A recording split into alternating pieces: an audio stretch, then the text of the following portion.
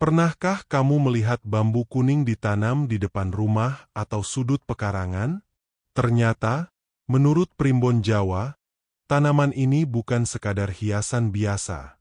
Ada rahasia besar yang tersembunyi di baliknya.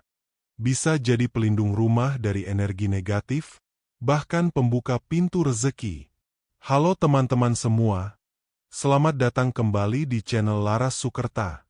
Semoga kalian semua dalam keadaan sehat, berkah, dan selalu dalam lindungan Tuhan Yang Maha Esa.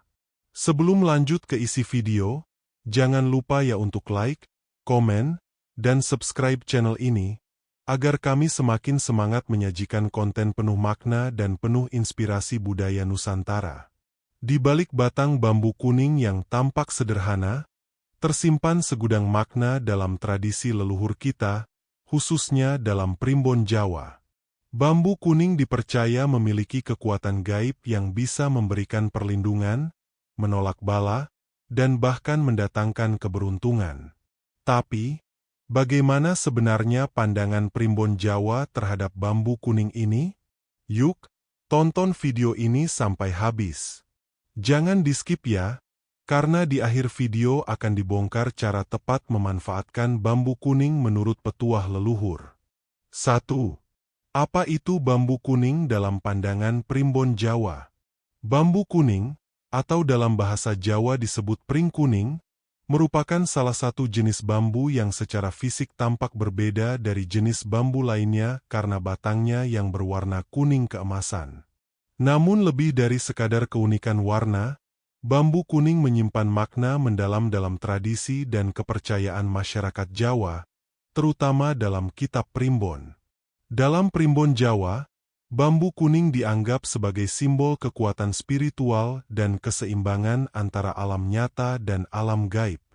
Warna kuning dalam budaya Jawa bukan sekadar warna biasa, melainkan warna yang mewakili unsur cahaya, kemuliaan, dan kewaspadaan.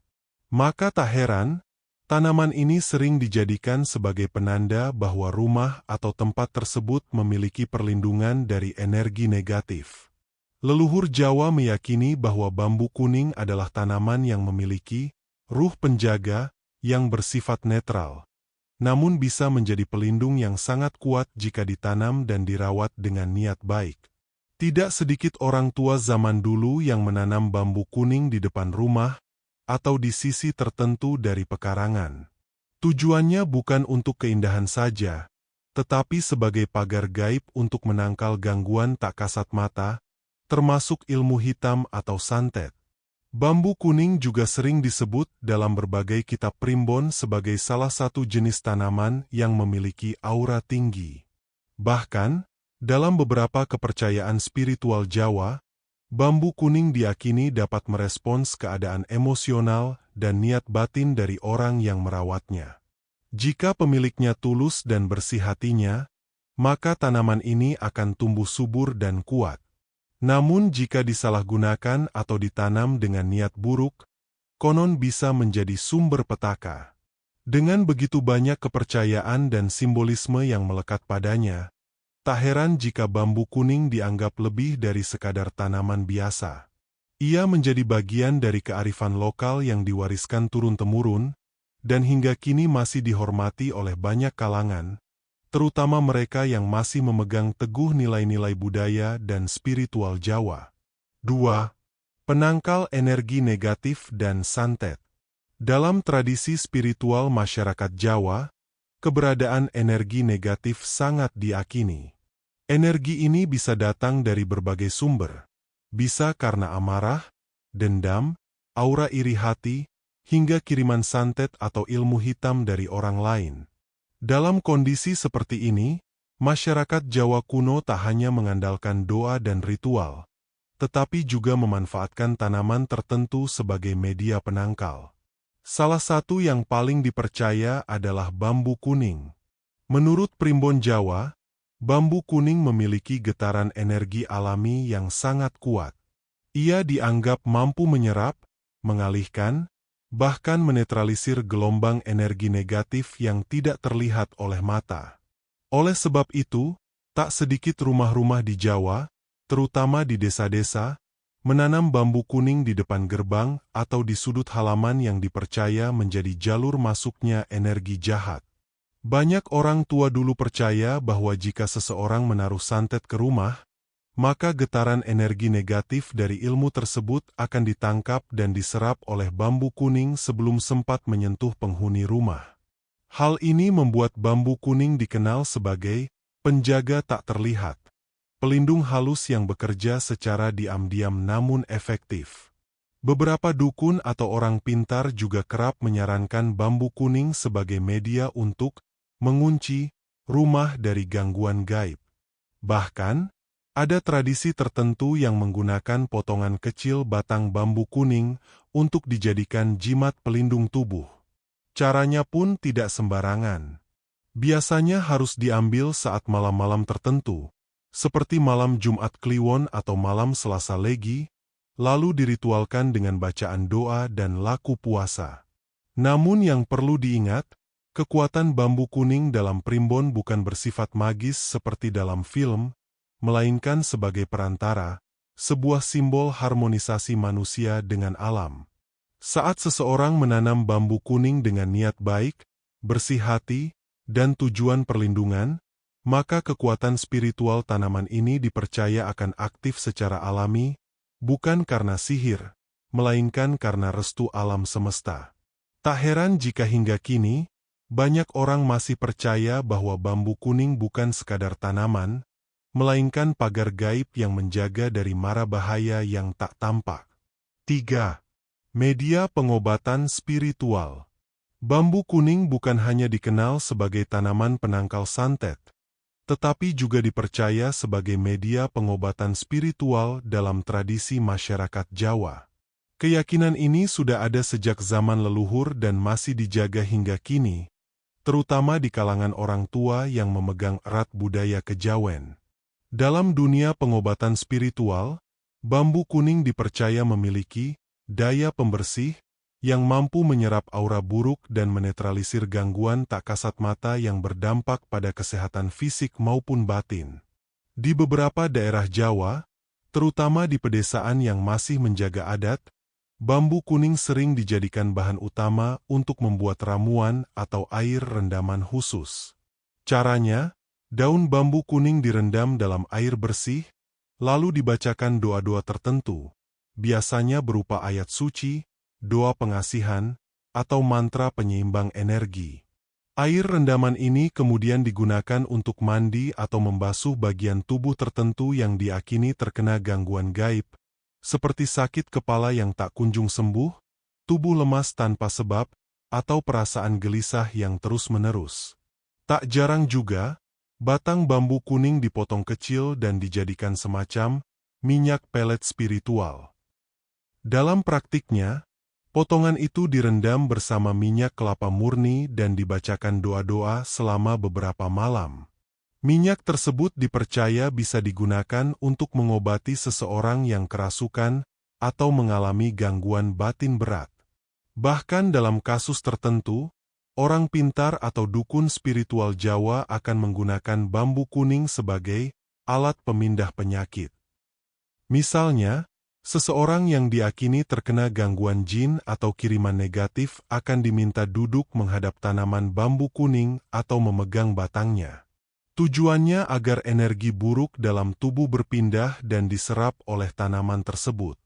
Ritual ini dilakukan dengan penuh kehati-hatian dan penuh rasa hormat, karena dipercaya tanaman itu akan ikut menanggung beban energi negatif yang dipindahkan. Namun penting untuk digarisbawahi, dalam kepercayaan spiritual Jawa, semua ini tidak terlepas dari niat dan keyakinan. Bambu kuning hanyalah wasilah atau perantara. Kesembuhan sejati tetap datang dari kehendak Tuhan. Oleh karena itu, semua proses pengobatan spiritual dengan media bambu kuning selalu disertai dengan laku spiritual lain seperti puasa, tirakat, dan memperbanyak doa kepada Yang Maha Kuasa. Inilah mengapa, bagi sebagian masyarakat Jawa, bambu kuning tidak hanya dipandang sebagai tanaman biasa, tetapi sebagai sahabat spiritual yang membantu proses penyembuhan, baik secara lahir maupun batin. 4. Pembuka rezeki dan penarik energi positif. Dalam tradisi Primbon Jawa, bambu kuning dikenal bukan hanya sebagai pelindung dari gangguan gaib, tetapi juga sebagai tanaman yang memiliki energi penarik rezeki dan pembawa aura keberuntungan. Keyakinan ini sudah hidup sejak zaman nenek moyang, di mana segala sesuatu di alam semesta dianggap memiliki energi, baik yang kasat mata maupun yang tidak. Termasuk tanaman, jika dirawat dengan hati bersih dan niat baik, maka ia bisa menjadi perantara datangnya kebaikan dari arah yang tidak disangka-sangka. Bambu kuning dipercaya mampu membuka aura positif di sekitar rumah dan penghuninya. Aura inilah yang diyakini akan mendatangkan ketenangan, memperlancar usaha, dan membuka jalur rezeki. Karena itulah, banyak masyarakat Jawa menanam bambu kuning di depan rumah, di pojok halaman, atau di sisi timur bangunan. Dalam kepercayaan Primbon, arah timur merupakan simbol dari matahari terbit, lambang harapan, awal baru, dan kelancaran hidup. Tak sedikit pengusaha kecil atau pedagang tradisional yang menyimpan batang bambu kuning kecil di tempat usahanya. Biasanya disimpan dalam wadah air bersih dan diberi doa. Konon, bambu ini mampu menarik pelanggan dan menjauhkan usaha dari niat buruk pesaing atau energi jahat yang bisa membuat rezeki seret. Bahkan ada yang percaya bahwa daun bambu kuning yang jatuh sendiri dari pohonnya bisa dijadikan jimat rezeki, asal diambil dengan niat bersih dan tidak memaksa. Namun rezeki di sini tidak hanya diartikan dalam bentuk uang atau kekayaan materi. Dalam pandangan kejawen, rezeki mencakup kesehatan, kedamaian rumah tangga, dan keberkahan hidup. Maka dari itu, bambu kuning juga sering digunakan dalam ritual syukuran atau selamatan usaha, sebagai bentuk penghormatan kepada alam dan permohonan agar usaha berjalan lancar. Yang menarik, dalam beberapa kasus spiritual, orang pintar atau sesepuh desa akan menyarankan seseorang yang sering mengalami kesialan atau rezekinya tersumbat untuk menanam bambu kuning. Tujuannya adalah untuk menyaring energi buruk, memperbaiki aliran aura dalam rumah, serta menciptakan suasana lingkungan yang lebih tenang dan terbuka terhadap keberuntungan. Namun penting ditekankan, sebagaimana keyakinan dalam Primbon Jawa, kekuatan bambu kuning hanya akan bekerja jika disertai dengan niat tulus, usaha nyata, dan doa kepada Tuhan. Bambu kuning hanyalah sarana atau media, bukan jaminan instan datangnya rezeki. Tetapi jika digunakan dengan cara yang benar, diakini bisa menjadi sahabat energi positif yang membantu membuka pintu rezeki dalam kehidupan. 5. Sarana pelengkap ritual Jawa. Dalam budaya Jawa, berbagai ritual adat tidak hanya dilakukan sebagai bentuk tradisi, tetapi juga sebagai usaha menyelaraskan hubungan antara manusia, alam, dan kekuatan spiritual. Disinilah bambu kuning memainkan peran penting sebagai sarana pelengkap ritual yang dianggap sakral dan memiliki daya magis. Dalam Primbon Jawa, bambu kuning disebut sebagai tanaman yang memiliki getaran seimbang, sehingga sangat cocok digunakan dalam berbagai upacara, terutama yang berkaitan dengan pembersihan energi dan perlindungan spiritual. Salah satu ritual yang paling sering melibatkan bambu kuning adalah ruatan. Ruatan adalah prosesi adat untuk membebaskan seseorang dari nasib buruk atau kutukan tertentu, seperti Sukerta, anak yang lahir dengan weton tertentu yang dianggap membawa beban spiritual. Dalam ritual ini, batang bambu kuning digunakan sebagai alat untuk menandai area sakral, tempat air suci ditaruh, atau bahkan sebagai media untuk menyerap energi negatif yang hendak dibuang dari tubuh seseorang. Tak hanya itu, bambu kuning juga digunakan dalam ritual tolak bala, yaitu upacara penolakan malapetaka yang biasanya dilakukan pada bulan-bulan tertentu seperti Suro atau menjelang musim paceklik. Daun atau batang bambu kuning kerap diikat di pintu rumah atau dipasang di pojok pekarangan sebagai simbol pelindung yang diyakini bisa menolak gangguan gaib, energi jahat, dan nasib buruk yang tak terlihat. Dalam ritual lain seperti selamatan, nyadran, atau kenduri, bambu kuning juga digunakan untuk membuat janur kuning, hiasan khas dari daun muda bambu yang dililit dengan pola tertentu. Janur ini bukan sekadar hiasan, melainkan simbol permohonan keselamatan, kesucian niat, dan keharmonisan antara manusia dan Tuhan. Masyarakat percaya bahwa bambu kuning menyimpan ruh penjaga yang bisa memperkuat doa-doa dan harapan yang dipanjatkan dalam upacara tersebut. Bahkan dalam pembuatan keris atau pusaka spiritual, sebagian empu, pembuat keris, kadang menggunakan abu pembakaran bambu kuning atau air rebusannya sebagai bagian dari prosesi pembersihan logam. Ini dilakukan untuk memberikan penyeimbang aura pada benda pusaka tersebut agar tidak hanya tajam secara fisik, tetapi juga kuat secara spiritual. Semua praktik ini menunjukkan betapa pentingnya posisi bambu kuning dalam budaya ritual Jawa. Ia bukan hanya alat, tetapi dianggap memiliki jiwa yang bisa diajak bekerja sama dalam kegiatan spiritual. Namun tetap, semua kekuatan yang dipercaya bersumber dari bambu kuning dikembalikan kepada Tuhan sebagai pengatur semesta. Tanpa restunya, semua ritual hanya akan menjadi rangkaian tanpa makna. Dengan demikian, bambu kuning bukan sekadar pelengkap upacara, tetapi menjadi simbol spiritualitas, harapan, dan perlindungan yang telah diwariskan turun-temurun oleh leluhur Jawa. 6. Cara merawat dan menanam bambu kuning yang benar.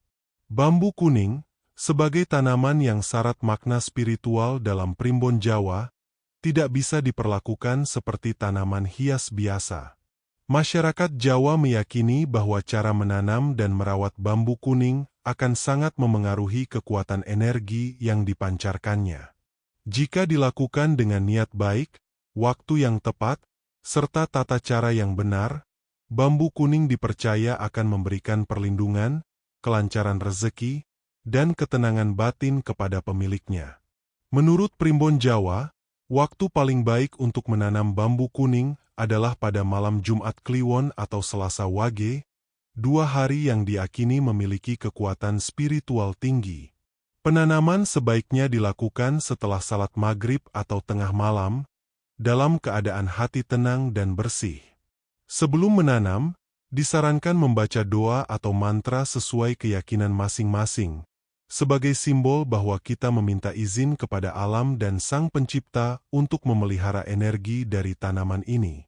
Lokasi penanaman juga sangat penting. Bambu kuning sebaiknya ditanam di sisi timur atau timur laut rumah, karena arah ini diakini sebagai jalur masuknya rezeki dan cahaya positif. Namun beberapa orang juga menanamnya di pojok pekarangan atau di depan rumah sebagai benteng spiritual. Jangan menanam bambu kuning terlalu dekat dengan bangunan utama rumah, karena akarnya bisa menyebar kuat dan merusak fondasi jika tidak dikendalikan. Dalam merawat bambu kuning, sikap hati dan niat batin sangat diperhatikan. Tidak hanya cukup menyiram dan memangkas, tetapi juga harus dijaga dengan rasa hormat. Beberapa orang Jawa bahkan menyapa tanaman ini setiap pagi, sebagai bentuk kesadaran bahwa kita hidup berdampingan dengan kekuatan alam. Jika daun bambu kuning rontok dengan sendirinya, jangan dibuang sembarangan. Sebaiknya dikumpulkan dan dibakar dengan membaca doa, karena dipercaya daun yang jatuh membawa sisa energi yang sudah menyerap hal-hal negatif. Penting juga untuk tidak menjadikan bambu kuning sebagai bahan iseng atau dipetik sembarangan. Jika ingin mengambil daunnya untuk keperluan spiritual, seperti dijadikan air rendaman atau jimat, maka harus dilakukan dengan sopan, izin terlebih dahulu di dalam hati dan membaca doa. Bahkan ada petuah dari sesepuh Jawa yang mengatakan, barang siapa mempermainkan bambu kuning, maka energi baliknya bisa membuat hidup tak tenang. Dengan demikian, menanam dan merawat bambu kuning bukan sekadar kegiatan fisik, tetapi merupakan bagian dari laku spiritual. Tanaman ini ibarat sahabat tak kasat mata yang siap menjaga dan membantu. Jika kita pun mampu menjaga hubungan dengannya dengan penuh rasa hormat, niat baik, dan keyakinan yang tulus. 7. Pantangan dan etika dalam menggunakan bambu kuning. Sebagai tanaman yang dipercaya memiliki kekuatan spiritual, bambu kuning tidak boleh digunakan sembarangan. Dalam primbon Jawa, ada pantangan dan etika khusus dalam memanfaatkan bambu kuning agar manfaatnya tetap membawa kebaikan, bukan malah mendatangkan masalah atau kesialan. Para leluhur percaya bahwa setiap benda di alam, termasuk bambu kuning, memiliki ruh atau energi alamiah yang harus dihormati. Salah satu pantangan utama adalah menggunakan bambu kuning untuk niat jahat. Misalnya untuk menyakiti orang lain secara gaib, mencelakai, atau mengambil keuntungan secara tidak adil. Jika bambu kuning digunakan dalam praktik ilmu hitam, primbon menyebut bahwa energi buruk dari niat itu akan kembali kepada pelakunya dalam bentuk kesialan yang berlipat, baik dalam waktu dekat atau lambat. Bambu kuning juga tidak boleh dipotong tanpa izin batin. Jika seseorang ingin mengambil batang atau daunnya, harus terlebih dahulu memohon izin dalam hati, dengan cara yang sopan dan penuh kesadaran spiritual. Biasanya disertai doa atau salam kepada penunggu alam. Jika diambil secara paksa, apalagi dengan perasaan sembrono atau meremehkan, dikhawatirkan bisa menyebabkan gangguan seperti mimpi buruk, sakit kepala, bahkan ketidakseimbangan emosi.